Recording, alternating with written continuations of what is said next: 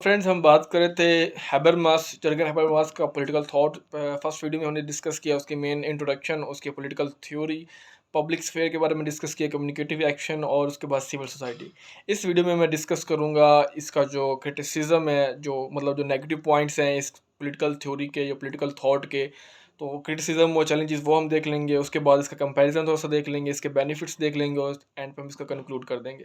तो फ्रेंड्स, अगर हम इसके नेगेटिव पॉइंट्स को देखें या इसका जो क्रिटिसिज्म देखें या जिसके ऊपर जो चैलेंजेस आते हैं इस पॉलिटिकल थ्योरी के अंदर, तो हमें पता चलता है कि जो मेन क्रिटिसिज्म जो है हैबरमास जो हम पढ़ रहे हैं पॉलिटिकल थॉट का, वो ये है कि वो इसका मेन क्रिटिसिज्म ये है कि जो पावर डायनामिक्स है ना, जो पावर एक डायनामिक्स सोसाइटी के अंदर एग्जिस्ट करता है, उसको हैबरमास ने डिस्कस नहीं किया, उसको हैबरमास ने ओवरलुक कर दिया, इग्नोर कर दिया कि जो पावर डायनामिक्स हैं, जो पावर जो सिस्टम है, जो पावर एग्जिस्ट करती है सोसाइटी के अंदर, उसका क्या रोल होता है, वो कैसे जनरेट होती है, उसको क्या मतलब कैसे उसका जो है ना ओवरलुक किया जाता है, मतलब कैसे उसको ना कंट्रोल किया जाता है। तो इस पॉइंट को जो है ना ओवरलुक किया गया, इग्नोर किया गया, इस पॉइंट को डिस्कस नहीं किया गया, इस बात को नहीं बताया गया कि पावर कैसे होती है सोसाइटी के अंदर। ठीक हो गया, जो सोसाइटी के अंदर एग्जिस्ट करती है। नेक्स्ट इसका जो क्रिटिक है वो ये है कि जो थ्योरी है ये इसने क्लास, रेस और जेंडर जो है डिफरेंट, जो एक डिफरेंट सोसाइटीज़ होती हैं, वहाँ पर डिफरेंट क्लासेस होती हैं, डिफरेंट रेसेस होती हैं, डिफरेंट लैंग्वेजेस होती हैं, डिफरेंट का क्या कहते हैं इन्वायरमेंट होता है। तो उनको इस थ्योरी ने जो है ना वो अकोमोडेट नहीं किया, उसको एक्सप्लेन नहीं किया कि किस तरह ये सोशल रिलेशनशिप्स के अंदर इनका क्या रोल होता है। मतलब डिफरेंट, अब देखें ना, जेंडर्स होंगे, मेल का उनका सोशल रिलेशनशिप्स और होगा, फीमेल का और होगा, डिफरेंट रेसिस का होगा, रिलीजन जो डिफरेंट बिलोंग करेंगे तो उनका सोशल रिलेशन और होगा। तो इनका जो डिफरेंट क्या कहते हैं रोल है वो एक्सप्लेन नहीं किया हाबरमैस ने कि किस तरह ये जो डिफरेंट क्लासेस होती है, एक अपर क्लास होती है, लोअर क्लास होती है, मिडिल क्लास होती है, तो उनका रिलेशन भी डिफरेंट होता है। ठीक है, इस तरह डिफरेंट जो आपके पास जेंडर होते हैं उनका रिलेशन और होता है, उनका रोल और होता है सोसाइटी के अंदर। तो वो किस तरह होगा वो उसको एक्सप्लेन नहीं किया कि किस तरह इनका रोल होगा, किस तरह ये जो सोशल रिलेशनशिप्स हैं उनको फॉर्मुलेट करेंगे, आर्टिकुलेट करेंगे। ठीक हो गया। और नेक्स्ट ये है कि ये इससे कहते हैं कि थ्योरी जो बहुत आइडियलिस्टिक है और अनरियलिस्टिक है। ठीक, आइडियल है और एब्स्ट्रैक्ट है, इसको मतलब जो है फॉलो करना मुश्किल है या एग्जिस्ट करना एक्चुअल में वो टफ है। ठीक हो गया। नेक्स्ट फ्रेंड्स, अगर हम इसकी एप्लीकेशन की बात करें या इसके पॉजिटिव पॉइंट की बात करें, तो हमें पता चलता है कि हैबरमास का जो पॉलिटिकल थॉट है वो उसका सिग्निफिकेंट इम्पैक्ट आपको पता चलता है डेमोक्रेटिक थ्योरी के अंदर, सोशल जो है मूवमेंट थ्योरी के अंदर, कम्युनिकेशन थ्योरी के अंदर। ठीक है, मतलब उनके जो आइडियाज़ हैं उस उनको अप्लाई किया जाता है डिफरेंट फील्ड्स के अंदर। लाइक आपके पास पॉलिटिकल साइंस के अंदर उनके आइडियाज़ नज़र आते हैं, पॉलिटिकल फ़िलासफ़ी के अंदर, सोशियोलॉजी के अंदर। ठीक है, तो इस तरह करके इनका काफ़ी कंट्रीब्यूशन है, इनके आइडियाज़ को अप्लाई किया जाता है, यूज़ किया जाता है और डेमोक्रेटिक थ्योरी के अंदर ये यूज़ होते हैं। नेक्स्ट फ्रेंड्स, ये कि अगर हम जो ये हैबरमास है इनके पॉलिटिकल थॉट को कंपेयर करें बाकी जो पॉलिटिकल फिलोसफर्स हैं, पॉलिटिकल जो थिंकर्स हैं, मार्क्सिस्ट हैं, लाइक आपके पास जो पॉलिटिकल थिंकर्स हैं जॉन रॉल्स हैं, मिशेल फोको हैं, फोकाल्ट है जिसे हम कहते हैं माइक मिशेल फोकाल्ट। तो हमें पता चलता है कि जो जॉन रॉल्स हैं वो बात करते हैं कॉन्सेप्ट ऑफ जस्टिस की, कि जस्टिस कैसे होती है सोसाइटी के अंदर, हम जस्टिस कैसे लेके आ सकते हैं, स्टेट के अंदर जस्टिस होता क्या है, उनके वो प्रिंसिपल्स की बात करते हैं। उन पर मैंने वीडियो बनाई है, आप देख सकते हैं। तो मिशेल फोकाल्ट उनकी सॉरी जॉन रॉल्स उनकी बात करते हैं, और जस्टिस क्या होती है और किस तरह एक फेयर सोसाइटी बना जाती है, मतलब जस्टिस का क्या रोल होता है फेयर और इक्वल सोसाइटी के अंदर। वो इनइक्वालिटी और इक्वालिटी की बात करते हैं जो सोसाइटी के अंदर चल रही होती है। तो इसी तरह जो हैबरमास हैं वो एम्फसाइज करते हैं कम्युनिकेशन के अंदर, कि जो कम्युनिकेशन है, जो पब्लिक स्फेयर है, वो बहुत ही इंपॉर्टेंट रोल प्ले करता है।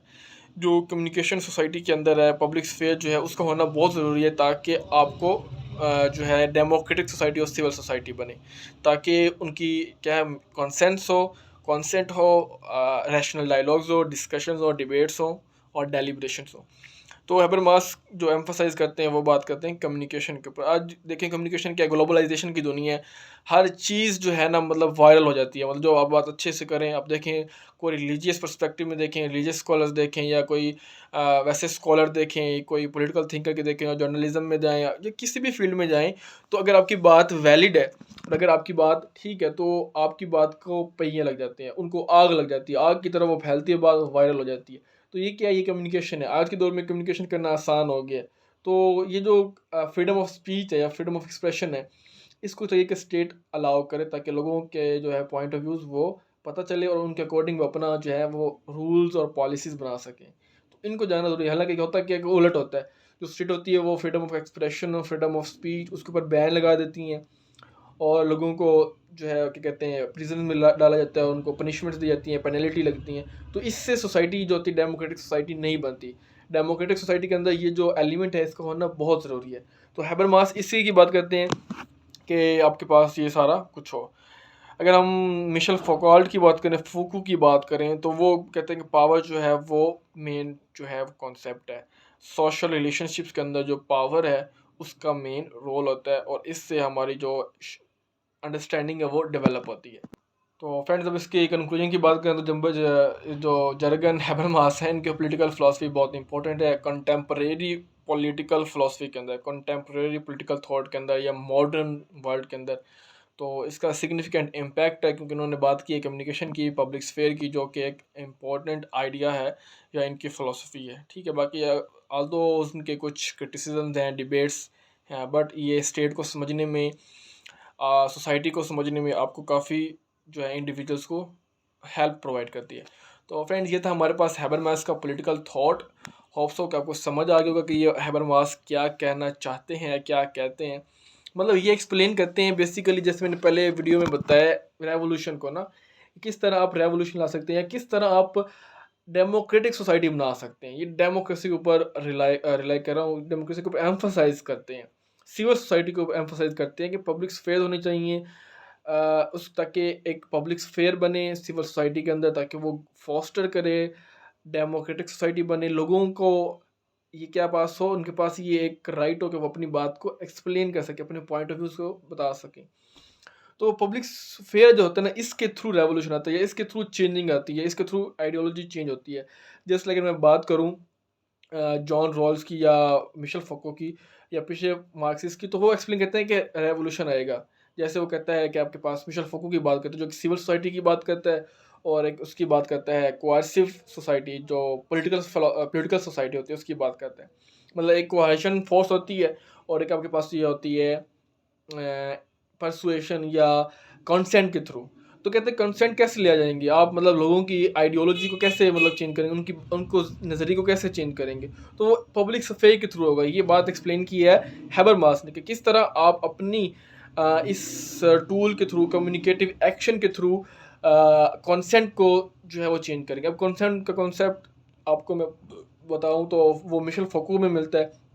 वो बताते हैं कि यूरोप के अंदर भी क्या कह सकते हैं रेवोल्यूशन आ सकता है, जो मार्क्सिज्म है वो आ सकता है। वो कैसे आएगा, दो चीज़ें, एक कोहेशन होती है और एक होती है कंसेंट। मींस एक पॉलिटिकल सोसाइटी है और एक आपके पास सिविल सोसाइटी है। पॉलिटिकल सोसाइटी मतलब जो कोहेशन के थ्रू, फोर्स के थ्रू, पावर के थ्रू, पुलिस के थ्रू, डिफेंस के थ्रू या इस तरह जो मीन्स है उनके थ्रू आपको कंट्रोल करते हैं। दूसरा जो है वो कहते हैं कि कंसेंट के थ्रू वो आपको कंट्रोल कर रहे होते हैं। ठीक है, जो सोसाइटी होती है उसको कंट्रोल कर रहे होते हैं। मतलब अगर आप अगर वो पावर के थ्रू करेंगे, मतलब क्या करेंगे, फोर्स के थ्रू करेंगे, कोएर्शन यूज़ करेंगे, तो कहते हैं कि एक एंटी कोएर्शन बनेगा। मतलब अगर वो जुल्म करेंगे, अगर वो क्रूरल्टी करेंगे, ब्रुटैलिटी करेंगे, ठीक है, अगर वो बारबेरिक होगा, बारबरिज्म जो होगा, अगर वो ऊपर आएगा तो उसके अगेंस्ट एक फोर्स आएगी जो उसको ख़त्म करेगी। लेकिन जो मिशेल फ़oucault थे वो कहते थे कि एक कॉन्सेंट डेवलप किया होता है इन्होंने, जो आपके पास रूल कर रहे होते हैं उन लोगों ने, और उस कॉन्सेंट के वजह से वो आपको रूल कर रहे होते हैं। अगर आप कोएर्शन यूज़ करें तो फिर तो उसके एंटी बनेगा और काउंटर कोएर्शन आएगा, फिर तो आप कर लेंगे। लेकिन जो कॉन्सेंट है वो मेन चीज़ है। जब तक वो कॉन्सेंट बना हुआ है तब तक वो जो है वो अपना सिस्टम कैपिटलिज्म का चला के रखेंगे, तब तक वो रूल करेंगे और आपके ऊपर सोसाइटी के अंदर अपनी जो होगी वो जो पॉलिसीज़ होंगी वो माइंड को कंट्रोल करेंगे। तो वो इस कंसेंट को एक्सप्लेन करते हैं, ये आपके पास ये जो हैबरमास है वो बताते हैं कि वो कंसेंट कैसे लेते हैं, ये पब्लिक अफेयर के थ्रू आता है।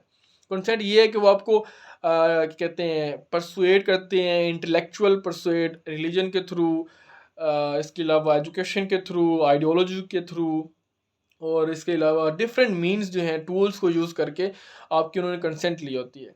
लाइक आपको एग्जांपल देता हूँ, देखें कि ये जो है ना, ये बात करते हैं बेस और सुपर स्ट्रक्चर की बात करें ना, तो ये सुपर स्ट्रक्चर के ऊपर इनकी री इंटरप्रिटेशन कहते हैं कि मेन जो होता है, कहते हैं सुपर स्ट्रक्चर ज़्यादा इंपॉर्टेंट रोल प्ले करता है। लाइक अगर आप फ्रेंच रेवोल्यूशन की एग्जांपल लें, तो आप अब देखें कि वहाँ पे जो फ्रेंच रेवोल्यूशन आया था, तो उसमें जो उनकी इकोनॉमिक कंडीशन थी वो पिछली जो हिस्ट्री थी उससे बेहतर थी। ठीक है ना, मतलब ये 1789 में आया प्रोबेबली, तो उससे पहले जो थी उनकी कंडीशंस ख़राब थी, लेकिन तब रेवोल्यूशन नहीं आया। लेकिन जब रेवोल्यूशन आता है तो हमें पता चलता है कि उनकी इकोनॉमिक कंडीशन सही थी, लेकिन जो ये जो चीज़ें थी ना, ये जो उनके पास कंसेंट थी ये सही नहीं थी। यहाँ पे लोग जो थे वो काफ़ी फ्रस्ट्रेट हो गए थे, इरिटेट हो गए थे, जिस वजह से वो लोग जो थे किंग से तंग आके उन्होंने रेवोल्यूशन लेके आया, उन्होंने उसके अगेंस्ट जो है वो क्या कहते हैं, रिवोल्ट किया और वहाँ पे अपना जो है सिस्टम लेके आए। तो बेसिकली यही चीज़ है। जैसे एग्जांपल दें कि एक आप गाँव में जाते हैं और वहाँ पे पूछते हैं कि यार आपका सिस्टम कैसे चल रहा है, तो वो बताएंगे कि यार यहाँ पे बड़ा जुल्म होता है, कोई खाने पीने का नहीं है, बेरोज़गारी है, और बहुत सारा जो है ना, मतलब जो हालात ख़राब हैं। ठीक है, तो वो एक आपके पास एक डायमेंशन ही है। दूसरी डायमेंशन में जाएंगे तो आपको पता चलेगा कि वो जो है ना, उस गाँव में जाएंगे तो वो कहेंगे यार हाँ, यहाँ बड़ा सिस्टम अच्छा है, यहाँ इतनी बेरोज़गारी भी नहीं है, और यहाँ लोग खाते पीते हैं, और किसी को कोई मसला हो तो हमारे जो वहाँ पे लीडर हैं, जो वहाँ पे रूल कर रहे हैं, वो हमारी हेल्प करते हैं। तो ये क्या है, ये इकोनॉमिक मीन्स है कि इकोनॉमी के थ्रू या मॉनेटरी फाइनेंस के थ्रू आपने इसको बताया हुआ, कंट्रोल किया हुआ। लेकिन इनके पीछे जो मेन चीज़ है, जो ये बात एक्सप्लेन करते हैं, वो होती है कॉन्सेंट, वो होती है पब्लिक स्फेयर, कि वो कैसे आपने, अगर आप जाएंगे लोगों के पास, बताएंगे कि ये आपको तो मिल रहा है, लेकिन आपको पॉलिटिकल राइट्स नहीं मिल रहे। आप गांव में जाएंगे, आप कहेंगे आपको एजुकेशन के राइट्स नहीं है, उनके जो जो रूल कर रहे हैं, उनके बच्चे बाहर के मुल्क में पढ़ रहे हैं और आपके बच्चे गरीब टाटनों में नीचे बैठ के पढ़ रहे हैं। तो इससे क्या होगा, इससे ये इनकी एक पब्लिक स्फेयर बनेगी, इससे इन लोगों का दरमियान एक चीज़ चेंज आएगा, आइडियोलॉजी चेंज होगी, थिंकिंग चेंज होगी, इनकी जो कॉन्सेप्ट्स हैं वो चेंज होंगे, इनकी जो माइंड होगी वो चेंज होंगे। तो ये हैबरमास इनकी बात करते हैं इस वजह से कि कम्युनिकेशन को होना ज़रूरी है, ताकि आपको पता चले कि कौन सा सही चीज़ हो रही है, कौन सी चीज़ गलत हो रही है। तो ये डेमोक्रेटिक सोसाइटी की बात करते हैं। तो ये चीज़ क्या थी, मैंने बताई आपको कि फोर्स इकोनॉमी तो कुछ भी नहीं है। वो कहते हैं जो मेन चीज़ ऊपर जो मेन है ना, वो सुपर स्ट्रक्चर है, उसके थ्रू आपको वो कंट्रोल कर रहे हैं। तो ये फ्रेंड्स इसकी मार्क्सिज्म की थ्योरीज हैं और ये मार्क्सिस्ट हैं। तो ये कॉन्सेप्ट है, 12 मिनट्स की वीडियो हो गई है, तो उससे काफ़ी लेंथी हो गई, इस पर इतना डिबेट करेंगे आपको मज़ा आएगा, समझेंगे। तो फ्रेंड्स ये था इसका थोड़ा सा ओवरव्यू कॉन्सेप्ट हैबरमास का, पॉलिटिकल थॉट का।